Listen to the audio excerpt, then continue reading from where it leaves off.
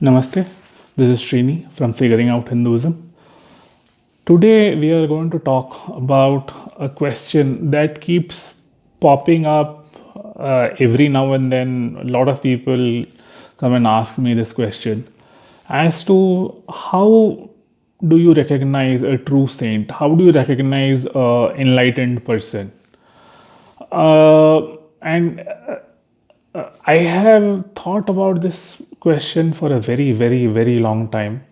And this is what I have to say. So, the first thing I'm going to do is give your brain a little exercise. It is essential for the entire thing to make sense. A few warm up questions. What are the signs of an angry person? This person gets angry at the drop of a pin or for anything and everything. Second question. What are the signs of a hardworking person? This person works super hard. As simple as that. Now, what are the signs of a loving person? This person will be warm and loving with everyone. You know where I'm going with this, right? So, essentially, a true saint or an enlightened person or an auspicious person, if you can call it, is a is someone who's an epitome of auspiciousness, is encapsulated by it and spreads it wherever he or she goes. They are exceptionally positive in their frame of mind and always would think about the well being of others. And their actions will be about doing good for others.